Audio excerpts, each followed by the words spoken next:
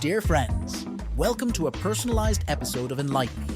Today we explore AI's potential to replace engineering managers, the indispensable role of the MVP in startup success, and how the most innovative companies excel by managing various aspects well. Join us for insights into leadership, product development, and innovation strategies.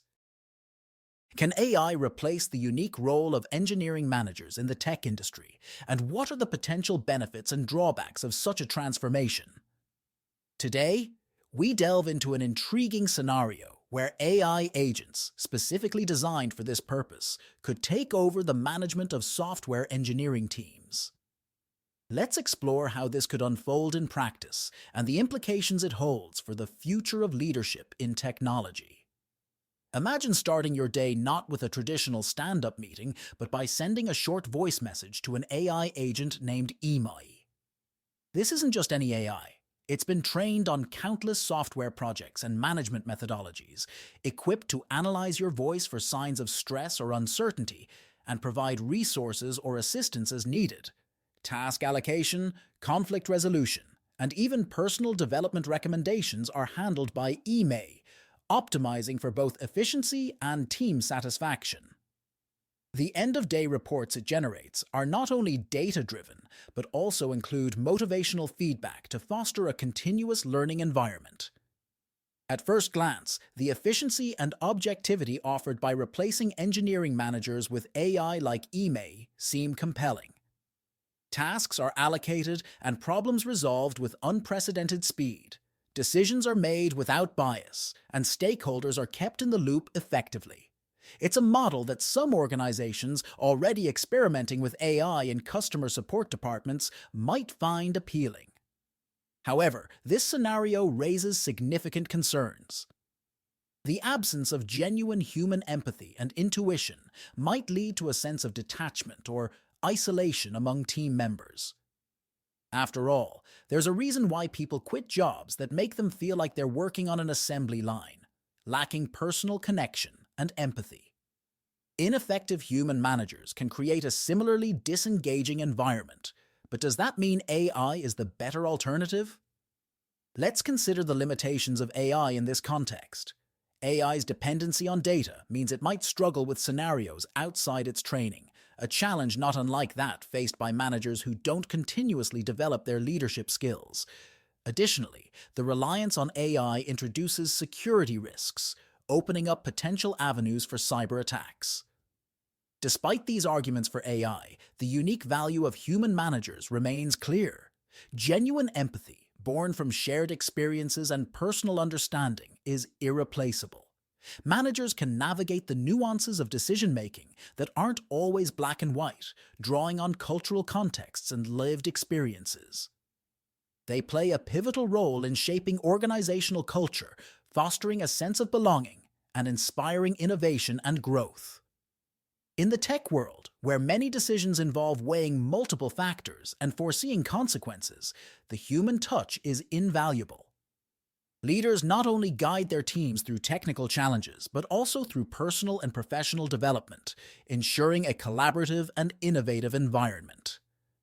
In conclusion, while the idea of replacing engineering managers with AI agents like Imai offers intriguing possibilities for efficiency and objectivity, it overlooks the essential human elements of leadership.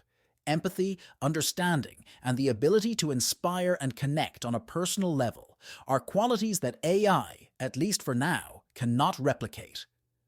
As we embrace technological advancements and automate tasks to free up time for meaningful work, the ultimate goal should be to enhance our capacity for empathy and genuine human connection.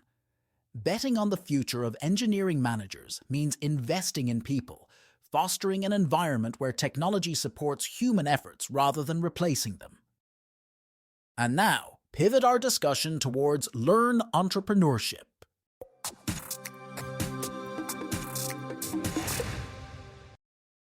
Welcome to today's episode, where we dive into the intriguing world of startups and the concept of the minimum viable product, or MVP, using the YCombinator strategy.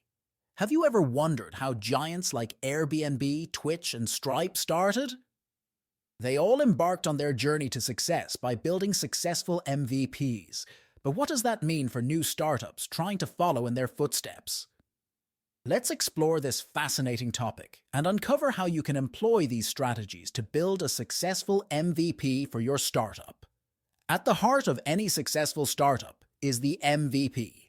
Wikipedia defines a minimum viable product as a version of a product with just enough features to be usable by early customers.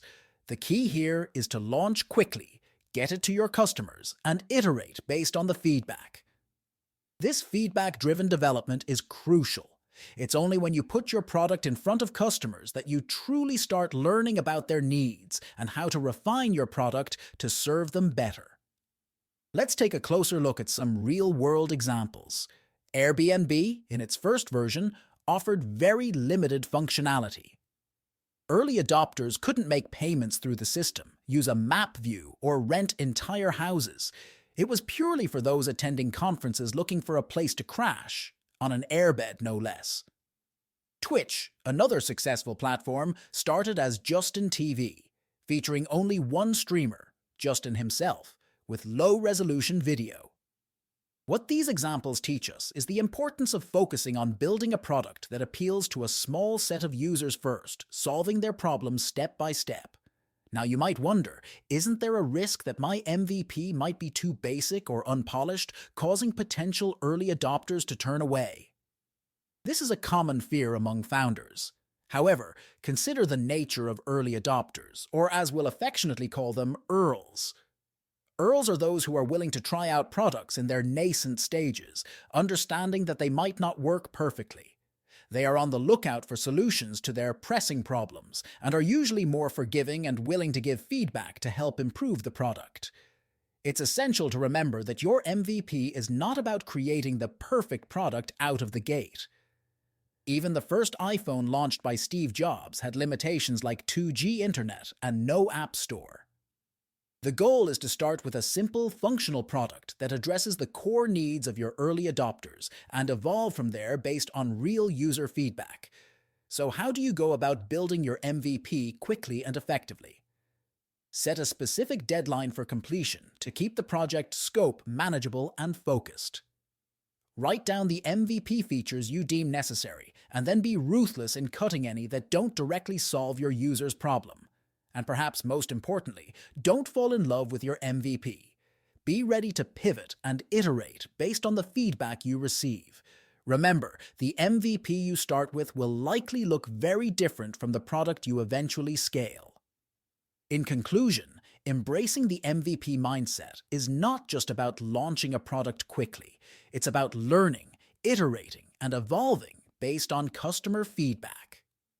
It's about solving real problems for a dedicated group of early adopters and growing your product from there. As Michael Seibel of YCombinator wisely said, it's better to have 100 customers that really love your product than 100K that are just okay with it. Those 100 customers will provide you with the rich feedback necessary for growth, so focus on building for them, and the rest will follow. Thank you for joining me today, and I hope this discussion has shed some light on how to approach building your startup's MVP. Until next time, keep iterating and keep innovating. Now let's move from exploring the early stages of startup success to examining how the world's most innovative companies thrive by mastering multiple strategies simultaneously.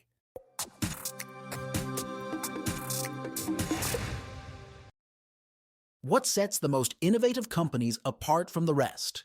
This is the question we dive into today, inspired by the latest findings of the Product Development and Management Association, PDMA's 2021 Global Survey. With responses from 651 companies across 37 countries, this survey offers unparalleled insights into the practices that drive innovation. Let's begin with an intriguing perspective shared by Max von Zetwitz, a professor at the School of Economics and Business, Kaunas University of Technology, Lithuania, and one of the co-authors of the study. He likens the process of innovation to the act of learning and observing. He argues that ceasing to innovate is akin to aging, a process that, if not managed well, leads to obsolescence. The PDMA survey, now in its fifth edition, is the most global yet, with a significant focus on European and UK companies. It aims to identify what makes a company the best in terms of innovation. According to the criteria established back in 1997, the best companies are those that not only hit their financial and product development targets, but are also competitive and meet or exceed their own expectations. One of the key takeaways from the survey is the emphasis on evolving new product development capabilities. This is crucial for companies wishing to remain competitive as circumstances and environments change. Interestingly, the survey, conducted during the pandemic, revealed that the best companies continued to invest in new product development, unlike their counterparts who adopted a more defensive stance. So, what differentiates the best from the rest? The survey findings indicate that there isn't a single practice that sets them apart. Instead, it's their ability to manage various aspects well simultaneously. Notably, the best companies develop new products significantly faster than others. This isn't merely a skill, but a result of effective management of diverse practices. A closer look at the practices employed by the best companies reveals a focus on radical versus incremental innovation. Companies that dedicate a significant portion of their projects to radical innovations tend to be among the best. Moreover, these companies are more inclined to enter new markets, apply new technologies, take more risks, and adopt long-term strategies. Now let's understand the distinction between radical and incremental innovation with some examples. Incremental innovation involves minor improvements from the customer's point of view, like moving from one smartphone model to the next. In contrast, radical innovation represents a fundamental change in how a product interacts with its customers.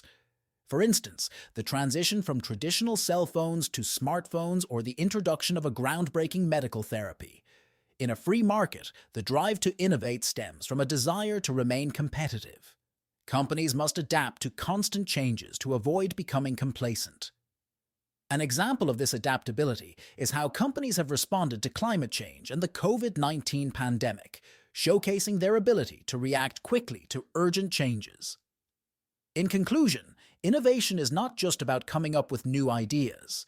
It's about how these ideas are managed and implemented. The best companies understand that innovation requires a multifaceted approach, including a focus on radical innovation, risk-taking, and long-term strategies.